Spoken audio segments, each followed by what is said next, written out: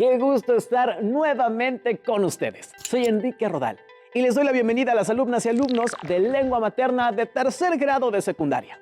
Antes de iniciar, les recuerdo que debemos seguir cuidándonos, lavando frecuentemente nuestras manos con agua y abundante jabón, usando el cubrebocas adecuadamente, de forma que cubra nariz y boca. Y aunque juntos, guardar y pedir la sana distancia, la salud es lo primero. Además, ¿ya hicieron algo de ejercicio? Soy la profesora Gisela Hernández Escobar y efectivamente es un gusto encontrarnos por aquí, en una sesión más de Lengua Materna 3. ¿Se han dado cuenta de que en ocasiones, cuando escribimos un término, se repite muchas veces? En ese momento podemos percatarnos de que necesitamos utilizar otras palabras que nos ayuden a evitar reiterar, es decir, debemos usar sustitutos léxicos y pronominales. Y por eso nuestra sesión se titula Para no repetir. Eso suena interesante, profesora, pues esto nos permite dar flexibilidad a una frase evitando repeticiones continuas. ¿Están listas y listos? Muy bien, iniciemos. Nuestro aprendizaje esperado es: identifica las repeticiones excesivas y las evita mediante la sustitución léxica y pronominal, mientras que usar sustitutos léxicos y pronominales, nuestro propósito. Los materiales que van a necesitar para esta sesión son cuaderno y lápiz o bolígrafo para que puedan tomar notas. También podría ayudarles tener a la mano su libro de texto. Recuerden que todo lo que revisamos es para reforzar su conocimiento, así que les recomiendo llevar un registro de las dudas, inquietudes o dificultades que surjan al resolver los planteamientos, pues muchas de estas las podrán resolver al momento de consultar su libro de texto y revisar sus apuntes. En esta sesión trabajaremos con las autobiografías Paula, de Isabel Allende, autobiografía de José Saramago y Algo de mí mismo, así como la novela El libro de las tierras vírgenes de Rudyard Kipling. Quiero compartir con ustedes algunos fragmentos de una novela que me gusta mucho y creo que ustedes pueden conocer. Enrique, ¿me ayudas con la lectura de este primer fragmento? Por supuesto, profesora. Comencemos. En las colinas de Seoní daban las 7 en aquella bochornosa tarde. Papá Lobo despertóse de su sueño diurno. Se rascó, bostezó, alargó las patas, primero una y luego la otra para sacudirse las pesadez que todavía sentía en ellas. Mamá Loba continuaba echada apoyado el grande hocico de color gris sobre sus 4 lobatos, vacilantes y chillones, en tanto que la luna hacía brillar la entrada de la caverna donde todos ellos habitaban. Esta historia se desarrolla en las colinas de la selva del Seoni y a orillas del río Waingunga, en la India. Inicia cuando 2 esposos pierden a su hijo pequeño tratando de huir del ataque de Shere Khan, el tigre. ¿Les suena la historia? Leamos otro fragmento. Guardarlo, respondió ella suspirando. Desnudo vino, de noche, hambriento y solo. Y con todo, no tenía miedo. Mira, ya he hecho a un lado a uno de mis hijos. Y ese carnicero cojo quería matarlo y escaparse después a Waigunda. En tanto que los campesinos, en venganza, venían aquí al ojeo en nuestros cubiles. Guardarlo. Por supuesto que lo guardaré. Acuéstate, quietecito, renacuajo. Vendrá el tiempo, Mowgli, porque en adelante llamaré a su merced Mowgli, la rana, en que no sea usted el cazado por Shere Khan, sino quien le case a él. Esta historia me gusta mucho, la conocí hace algunos años. El personaje principal es un niño al que la loba Raksha hace parte de su familia y lo llama Mowgli, la rana, ya que no tenía pelo. ¿Ya se acordaron de la historia? En inglés se llama El libro de la selva y fue traducido al español como El libro de las tierras vírgenes. Su autor es el británico Rudyard Kipling y se publicó en 1894. No olvidemos que al escuchar una historia puede ser muy enriquecedor conocer acerca de la vida de su autor. Conozcamos un poco más sobre este escritor inglés. Leamos un fragmento de su autobiografía titulada Algo de mí mismo. Mi primer recuerdo es el de un amanecer. su luz y su color y el dorado y rojo de unas frutas a la altura de mi hombro. Debe ser la memoria de los paseos matutinos por el mercado de frutas de Bombay, con mi aya y después con mi hermana en su cochecito, y de nuestros regresos con todas las compras apiladas en este. La parte que acabamos de leer, ¿la está contando el mismo autor? Efectivamente. Como mencioné anteriormente, vamos a conocer su historia a través de una autobiografía, es decir, una narración escrita por él mismo acerca de su vida. En ella se habla de su nacimiento, sus logros, fracasos, gustos u otros acontecimientos relevantes. ¿Y cómo podemos identificar que es una autobiografía? Generalmente, la identificación entre el narrador y el personaje del relato se realiza mediante el uso del pronombre personal yo. Entonces, cuando este sujeto se identifica a sí mismo con el nombre del autor, nos enteramos de que son la misma persona que nos está contando sobre su vida. Kipling tenía muchos conocimientos acerca de la India. Supongo que es por esta razón que el personaje del Libro de la Selva se encuentra en la India. Seguramente el autor tomó algunas de sus experiencias para darle vida al personaje. Si estoy en lo correcto, él nació y vivió muchos años en Bombay, que está en la India. Así es, Bombay fue un antiguo estado de la India existente entre 1947 y 1960. Actualmente es conocida como Mumbai y es una metrópoli del estado indio de Maharashtra. Continuemos conociendo a nuestro autor. En el calor de las tardes, antes de la siesta, a ella o a Mita nos contaban historias y canciones infantiles indias que nunca he olvidado. Y nos mandaban al comedor una vez que nos habían vestido con la advertencia de ahora a papá y a mamá en inglés. Profesora, no me queda claro a quién se refiere en la primera frase cuando dice ella. Si retomamos el primer fragmento, señala que caminaba por el mercado con su aya, que era una persona que se encargaba del cuidado y educación de los niños en una casa acomodada. El sustantivo aya lo sustituye por el pronombre personal ella. ¿Qué es un pronombre y para qué sirve? Los pronombres son una serie de palabras que se encargan de sustituir al nombre o a los objetos dentro de una determinada oración para evitar su repetición.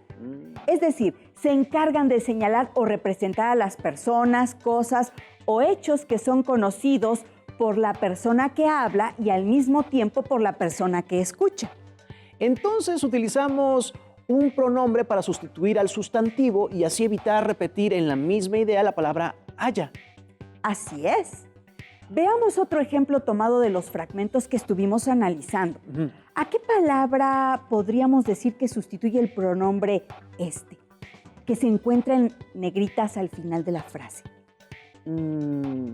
Si lo pensamos un poco, menciona que todas las compras estarían colocadas sobre el cochecito de su hermana. Por eso dice apiladas en este, y así no repite dos veces al mismo sustantivo.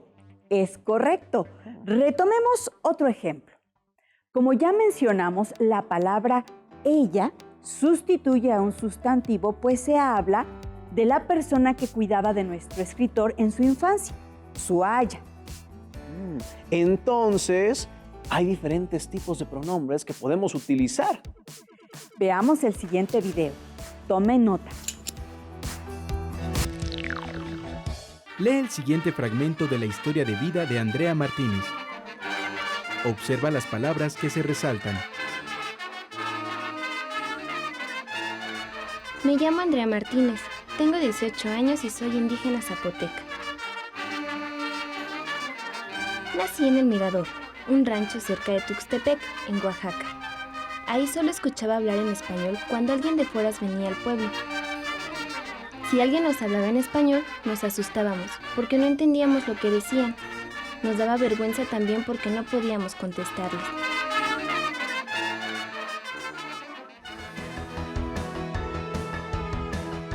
¿De quién se habla en la narración?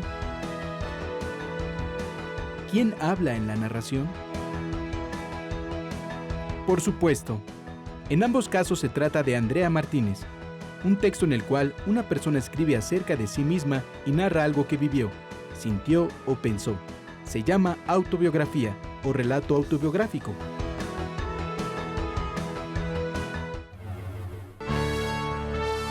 El deporte. Fórmula contra la adversidad. Medallista paralímpico José Arnulfo Castorena se sobrepuso a la orfandad y a un mal congénito, por Jorge Sepúlveda Marín. La de José Arnulfo es una más de las historias de esos competidores que a fuerza de tesón, deseos de sobresalir y de triunfar en la vida, se esfuerzan al máximo en cada competencia internacional en la que participan. Sus logros no surgieron por casualidad ni suerte. ¿Quién habla en el reportaje? ¿De quién se habla en el reportaje? ¿Te diste cuenta? Quien escribe no es la misma persona de quien se habla. El texto hace referencia a José Arnulfo Castorena y quien escribe de él es un reportero llamado Jorge Sepúlveda Marín. Pero, ¿qué nos permite identificar de quién se habla? En el español existen elementos que nos permiten reconocer, en una conversación o en un texto escrito, quién habla, a quién se le habla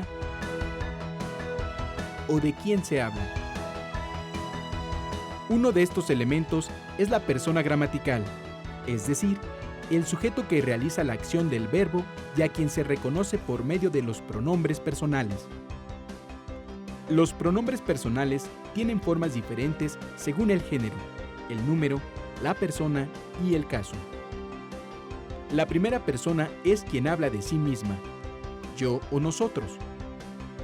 La segunda persona a quien se le habla, tú, usted o ustedes. La tercera persona es de quien se habla, él, ella o ellos, ellas. Los pronombres son diferentes palabras que utilizamos para señalar o hacer algunas referencias a otras palabras que ya han sido previamente nombradas dentro de la oración, o bien que son sobreentendidos por parte del lector o el oyente. Con la información que acabamos de escuchar, podemos comprender que el pronombre de nuestro primer ejemplo es de tipo personal.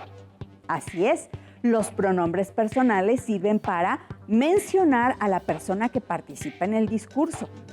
Tienen formas diferentes, tanto en función del género y el número de los sustantivos, como si los usamos para la primera, segunda o tercera persona del singular o del plural. Los pronombres personales, a su vez, se dividen en pronombre personal tónico y átono. Los pronombres personales tónicos son los que pueden funcionar como un sujeto. Él corre, por ejemplo, en lugar de decir Esteban corre. O como un atributo, los responsables son ellos. Ahora tomemos un ejemplo de la autobiografía de José Saramago. ¿Me ayudas con la lectura, Enrique? Por supuesto. En 1995 me fue concedido el premio Camões y en 1998 el premio Nobel de Literatura. Como consecuencia de haber recibido el premio Nobel, mi actividad pública se vio incrementada. Viajé por los 5 continentes dando conferencias, recibiendo títulos académicos, participando en reuniones y congresos, tanto de carácter literario como social y político. Recuerdo haber leído que Saramago fue un escritor portugués. Son datos que pueden ampliarnos el panorama. En la frase, en 1995, me fue concedido el premio Camões, observamos la utilización del pronombre personal átono me, que podemos ver en negritas. En dicha oración, el escritor se refiere a sí mismo con el pronombre átono me, pues corresponde a la primera persona del singular. Los pronombres personales átonos tienen la función de actuar como un complemento directo o complemento indirecto y se identifica porque los pronombres me o te, incluso se, están escritos antes del verbo, como en el ejemplo. También podemos utilizar los pronombres la, lo o les. Por otro lado, los pronombres demostrativos son usados para indicar dónde se encuentra algo o alguien en relación con quien habla, como este, ese, aquel. Cabe mencionar que las formas neutras esto, eso, aquello son siempre pronombres. Entonces, en el ejemplo de Rudyard Kipling, que decía, con todas las compras apiladas en este, en donde identificamos que sustituía al sustantivo cochecito, tenemos un pronombre demostrativo. Es correcto. Siguiendo con la clasificación de los pronombres, veamos la siguiente tabla para identificar otros que podemos utilizar. Los pronombres indefinidos son aquellos que expresan nociones de cantidad o identidad de manera indeterminada. Por ejemplo, uno, alguna, mucho. En la conversación, ¿cuánto dinero tienes? Tengo poco. La palabra en negrita nos da una noción de cantidad, pero indeterminada. Los pronombres numerales son aquellos que indican la cantidad exacta del sustantivo al que sustituyen. Por ejemplo, en la oración, tengo un libro, la palabra libro, que es un sustantivo, se podría sustituir por un pronombre numeral y simplemente podríamos decir, tengo uno. Por supuesto que para que la frase tenga sentido, deberá estar contextualizada. Pronombres relativos son los pronombres que se refieren a un sustantivo ya conocido dentro de la oración o el contexto. Las formas de estos pronombres son qué, dónde, cuál, quién, las que, las cuales, lo que, cuya. Por ejemplo, el hombre que me habló era mi tío, o el amigo del que te hablé es ingeniero. Los pronombres interrogativos o exclamativos son los pronombres utilizados para realizar preguntas o para exclamar. Por ejemplo, ¿qué? ¿Quién? ¿Cuál? ¿Cuánto? Veamos la siguiente oración. Dime quién es. La palabra en negritas es el pronombre interrogativo. Pronombres posesivos son los que nos indican la posesión de una cosa por parte de una persona. Estos pronombres tienen flexión de género, número y persona. Como nos muestra la tabla, permite estas variaciones: mío, tuyo, suyo, nuestro, con sus femeninos y plurales. Por ejemplo, aquella casa es nuestra. Pronombres enclíticos son los que se caracterizan por estar unidos al verbo. Por ejemplo, cuéntamelo, dígaselo, dime. Apliquemos lo aprendido hasta ahora en el siguiente fragmento de la autobiografía de la escritora chilena Isabel Allende en su obra titulada Paula. Comienza hablando de su leyenda familiar, como la define esta novelista. Compraron tierras fértiles en las cercanías de la capital que con el tiempo aumentaron de valor. Se refinaron, levantaron mansiones señoriales. Uno de ellos era mi abuelo. Enrique, ¿puedes localizar pronombres que sustituyen algún sustantivo? Eso creo. Usted nos dijo que comienza hablando de sus familiares y este fragmento nos hace saber que hicieron compras de terrenos y menciona que se refinaron. En esta parte hace referencia a las tierras.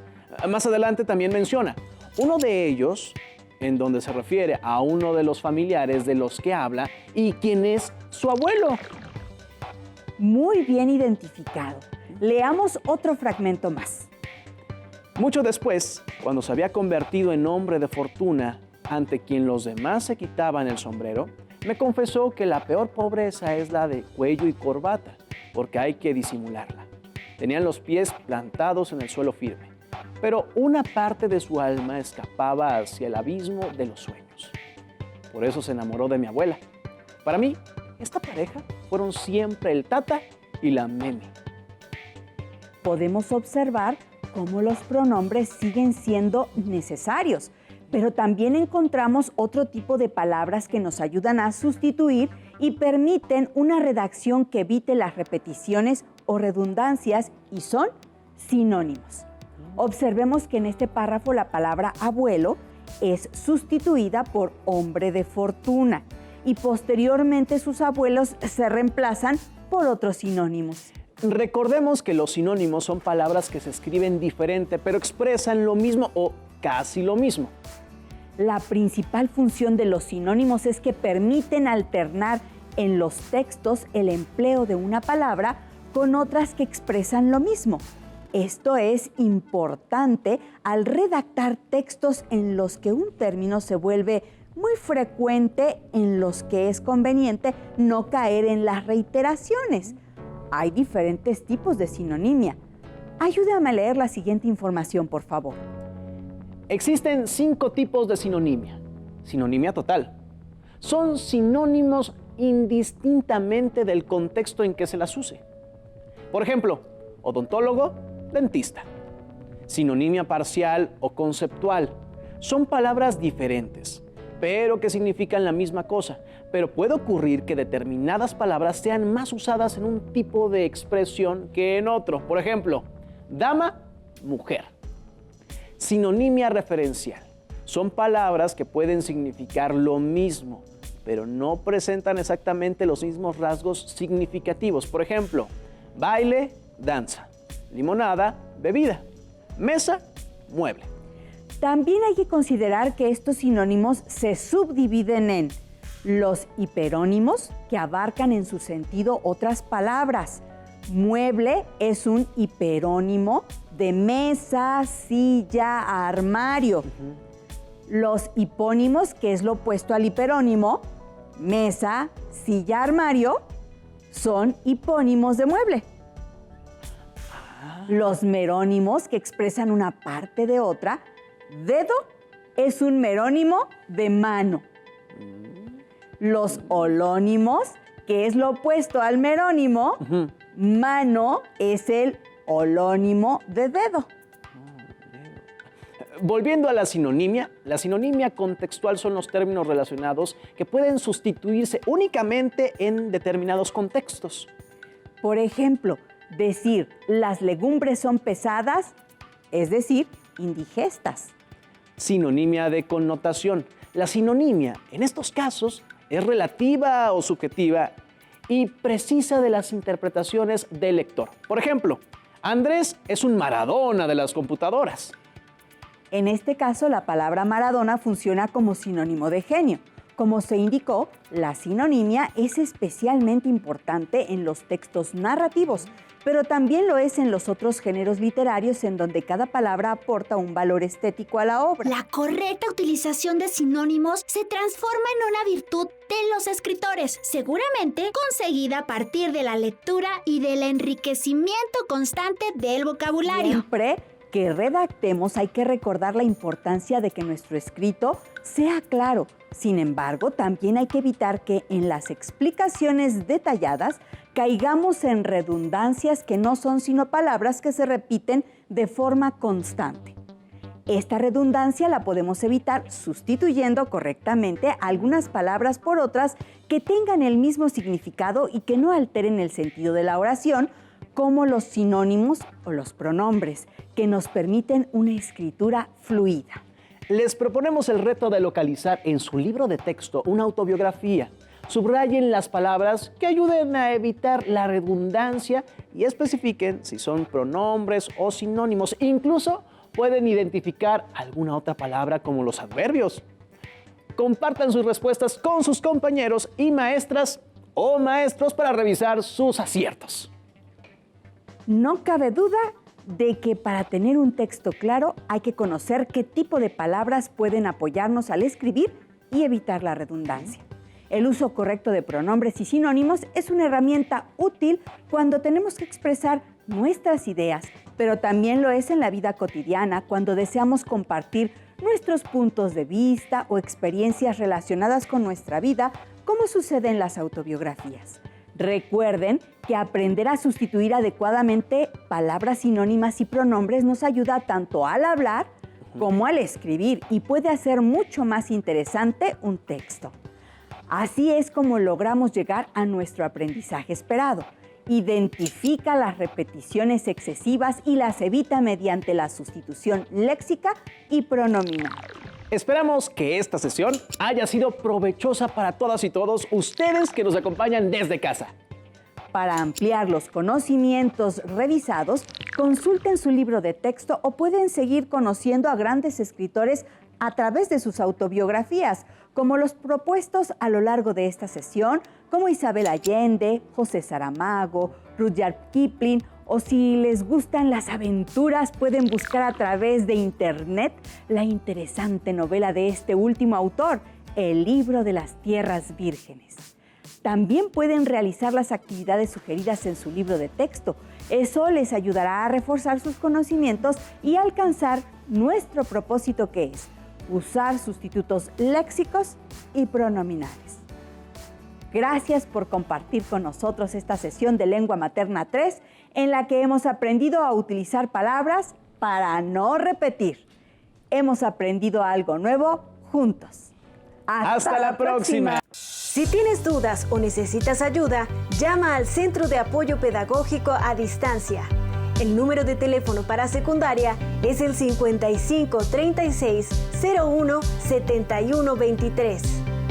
Si requieres consultar los libros de texto en versión digital, recuerda que los puedes encontrar en la página conalitech.cep.gov.mx. Y recuerda que también cuentas con el sitio aprendeencasa.cep.gov.mx, en donde podrás ver nuevamente los videos de los programas y además encontrarás actividades para fortalecer tus aprendizajes. También te invitamos a que consultes las plataformas nuevaescuelamexicana.cep.gov.mx y tripulantes.cep.gov.mx.